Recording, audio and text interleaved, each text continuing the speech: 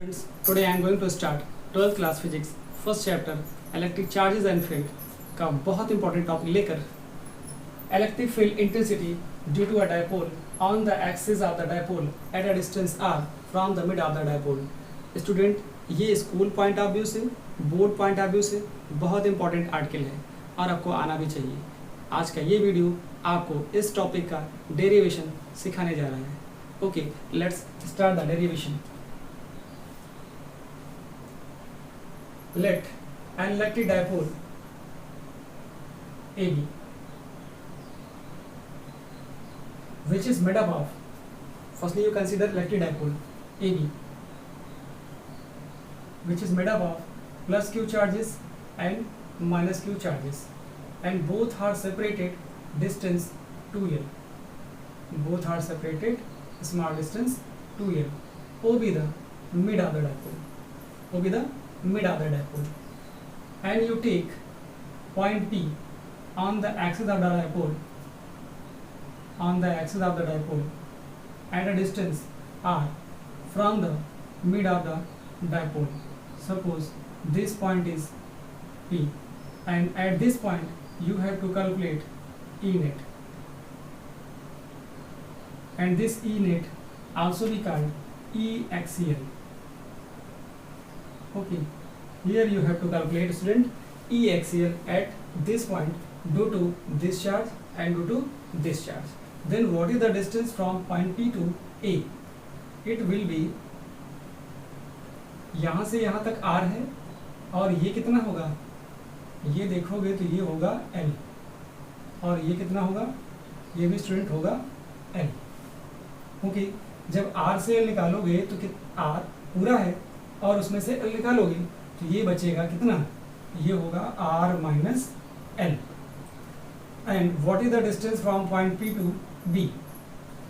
यहाँ से यहाँ तक स्टूडेंट R है, इसमें L ऐड कर दीजिए, ये होगा R plus L। I hope figure में जो चीज़ें रिक्वायरमेंट हैं वो मैंने आपको शो कर दी। एक चीज़ रह गई, डायरेक्शन, वो भी सिखा देता हूँ। Here, electric field intensity due to plus q charge at this point, it will be away from point P. Suppose this is E plus, okay, because this is the positive charge and electric field intensity or electric field lines from positive charge always away, and here at this point intensity of electric field due to positive charge will be only along the axis, along the AP, not anywhere.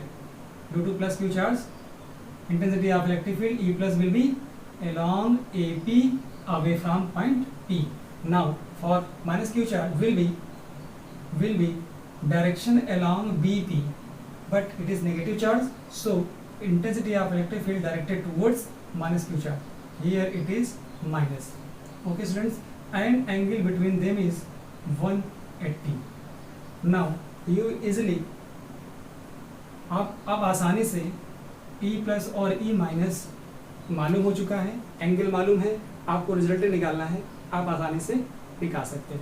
So related theory, इससे related theory क्या होगी वो आप पहले लिख लो। Let us consider, let an electric dipole AB, which is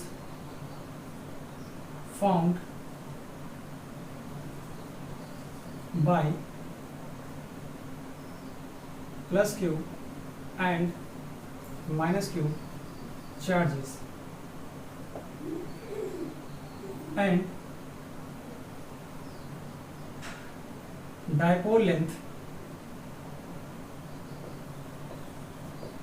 आप dipole length लिखें या charges are separated by distance लिखें, and dipole length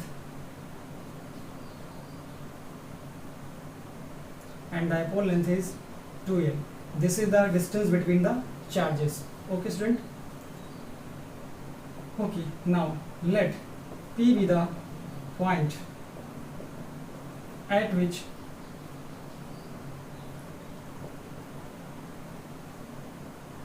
let P be the point at which we wish to calculate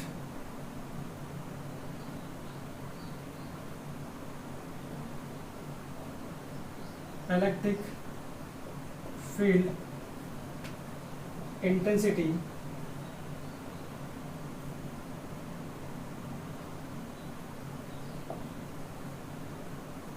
due to an dipole. Point P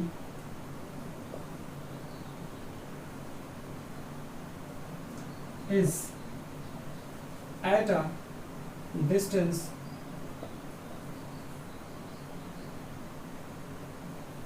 r from mid of the dipole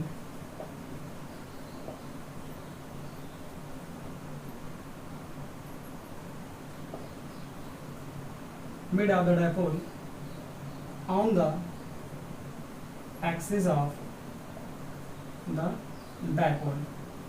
आप इसको underline कर लो, ये important line है. On the axis of the dipole from distance at a distance r from mid of the dipole on the axis of the dipole. Okay, now you find electric field intensity due to plus q charge at point P. It will be E plus is equal to k times q upon here. q की वजह से यहाँ पे देख रहे हैं आप, तो E प्लस होगा और E प्लस यहाँ से AP डिस्टेंस लेना है, तो आप लिखोगे AP का whole square. Here it will be value of AP is r minus l, so it will be r minus l whole square, and direction of this is A to P. This is Newton. Okay, I am writing direction A to P. आप समझ रहे हो, इसका Newton per coulomb होगा. Now electric field intensity at point P due to minus q charge E minus is equal to k times of q upon bp square. यहाँ देखो student, minus q charge यहाँ है, इस पे निकालना है, तो यहाँ से यहाँ तक के distance r plus L.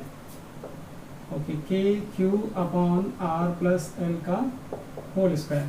And direction of this, यहाँ पे जो E माइनस की डायरेक्शन है वो P से B है, means P to B.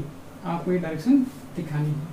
Now net electric field intensity at P. आप आसानी से कैलकुलेट कर सकते हो, पर डायरेक्ट मत लिखना कि एट पॉइंट P. ये हो सकता है EP, या इसी को बोल सकते हो E नेट, या इसी को बोल सकते हो EP बोलो, E नेट बोलो आप, या इसी को ई एक्सियल बोलो, सारी चीज़ें एक ही हैं. लेकिन डायरेक्टली अगर आप लिखते हो कि ई प्लस माइनस ई माइनस, या प्लस की वजह से E1 समझ लो और माइनस की वजह से E2 समझ लो, तो डायरेक्टली आप E1 माइनस E2 लिखो तो स्टूडेंट गलत होगा. आप प्रॉपर पैटर्न के थ्रू आइए. ओके, यहाँ पे आपको दो इंटेंसिटी मालूम है, और दोनों इंटेंसिटी मालूम होने पर आप क्या करते हो, आप पैरेललोग्राम ला यूज़ कर लो, क्योंकि एंगल भी मालूम है और उनकी इंटेंसिटीज मालूम है, आसानी से कैलकुलेट हो जाएगा. ओके स्टूडेंट, सो यूजिंग ला पैरेललोग्राम आप यहाँ लिखो E plus square plus E minus square plus 2E plus E minus cos 180. Okay, cos 180 is minus 1, so E axial will be equal to under root E plus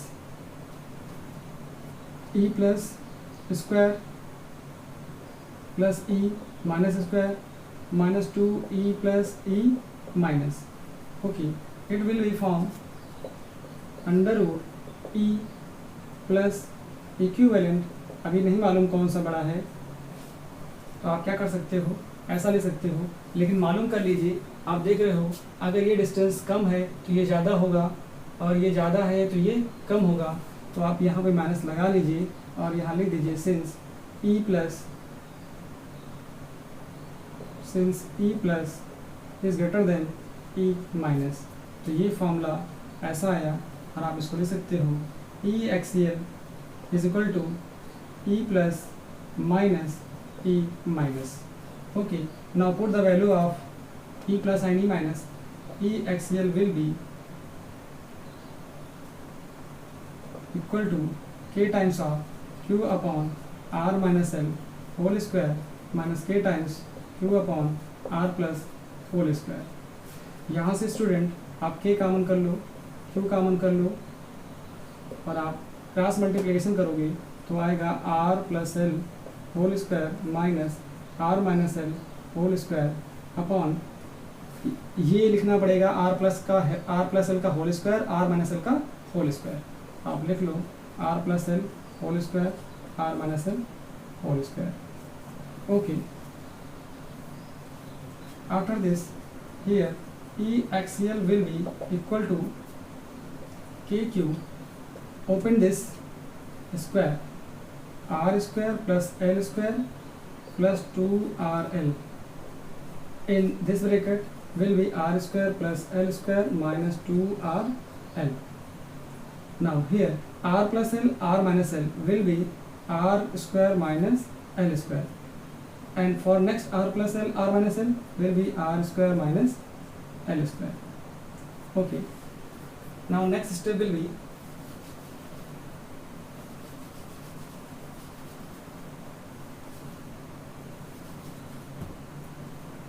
here E XCL will be equal to KQ. Here on open this bracket, r square plus l square plus 2rl minus r square minus l square plus 2rl, and this will be r square minus l square whole square. Okay student, here this term and this term cancel to each other. Okay, kq will be here kq in bracket 4rl upon r square minus l square whole square. Now you can write this k here q into 2l, 4l को 2l कर दीजिए और bracket में और side में लिख लीजिए 2r upon r square minus l square whole square. Since q into 2l gives dipole moment, so you can write here E axial will be equal to k q. Here in place of q into 2l we write 2pr. यहाँ p लिखोगे तो 2pr आ जाएगा और आपको मिलेगा क्या? Okay, here k 2pr and here r square minus l square. Okay, this is the formula. आप इसको सर्किल कर लीजिए, फिर मैं इसका इम्पोर्टेंस बताता हूँ आपको. Newton per coulomb. पहले मैं जनरल के डिस्कस कर लेता हूँ आपसे, उसके बाद इसका इम्पोर्टेंस भी आपको बताता हूँ.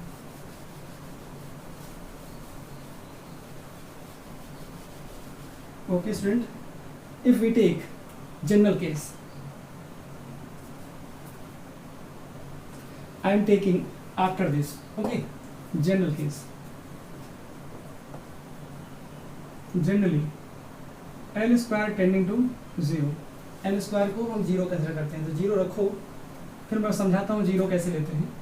तो यहाँ पे आएगा E axial will be equal to K 2pr upon r square minus L square whole square. r tending to 0 means r 0 हो जाएगा तो r पावर 4 आएगा. तो E axial will be equal to k 2pr upon r power 4. यहाँ से cancel होगा, आपको मिलेगा E axial equal to k 2p upon r cube. Okay, यहाँ से एक इन्फॉर्मेशन आपको और मिल जाती है। पहले तो आप के की वैल्यू पुट कर दो for newton per coulomb, for air or vacuum. क्या करोगे, के की वैल्यू 1/4πε0 या 9 × 10⁹ पुट कर दीजिए। तो ई एक्सियल का जो फार्मूला होगा ये आएगा 9 × 10⁹ 2p/r³। आपको यहाँ से मिल जाता है और ये हो जाएगा न्यूटन पर कूलम। मुझे आपको बताना है कि आप चाहे ये फार्मूला लगाएं और चाहे ये लगाएं। ऐसा नहीं कि कहीं पर भी आप ये लगा दो और कहीं पर भी ये लगा दो स्टूडेंट। इसके लिए आपको मैंने एक अलग से सेपरेट वीडियो बनाया है, problem based on axial and equatorial. Okay, ये तो जनरली आप तब यूज़ करोगे जब डायपोल शॉर्ट नहीं होगा, और ये तब यूज़ करोगे जब डायपोल शॉर्ट होगा। डायपोल कब शॉर्ट होगा, कब शॉर्ट नहीं होगा, ऐसा मैंने नेक्स्ट वीडियो में आपको बना के दिखाया है और उस पर बेस न्यूमेरिकल भी कराए हैं। ओके स्टूडेंट्स, तो यूज़ कैसे करना है वो आपको माइंड में रहे कि ये तब यूज़ करना है जब डायपोल शॉर्ट नहीं होगा, और ये यूज़ करना है जब डायपोल शॉर्ट होगा। डायपोल शॉर्ट होने का मतलब होता है कि जो डायपोल लेंथ होती है वो बहुत शॉर्ट हो, मिली में हो, माइक्रो में हो, एंगस्ट्रॉम में हो, नैनोमीटर में हो, या फिर माइक्रोमीटर में हो, तो आप समझ जाना कि वो शॉर्ट डायपोल है। अगर सेंटीमीटर में दे दिया गया 10 सेंटीमीटर है, 20 सेंटीमीटर है, 1 मीटर है, तो डायपोल शॉर्ट नहीं है। उस कंडीशन में आपको फिर यही फॉर्मूला लगाना है। ये लगाओगे तो आंसर गलत आएगा। ओके, फर्स्टली मैं ये क्लियर कर दूं कि हम L² को क्यों 0 ले रहे हैं। सपोज करिए आपने ऐसा लेट कर लिया, let R = 10 centimetre, write in metre 10⁻⁻1 metre, and 2L = 1 micrometre, 1 micrometre 10⁻⁻6 metre. Then what will be the L? L will be, ये हो जाएगा 5 10⁻⁷ metre. Okay, in case if we take R² की value क्या होगी, 10⁻⁻⁻ का square करोगे it will be 10⁻⁻2 metre square. In the same sequence L² क्या होगा, L² करते तो ये आता है 25 10⁻⁻14 मीटर स्क्वायर। आप देखो कि ये वैल्यू बड़ी है कि ये वैल्यू, देखोगे ये वैल्यू बहुत छोटी है इसके कंपेयर में, that is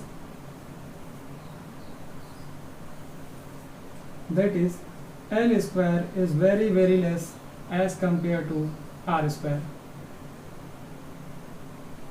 hence L² tending to 0, तभी हम 0 ले पा रहे हैं।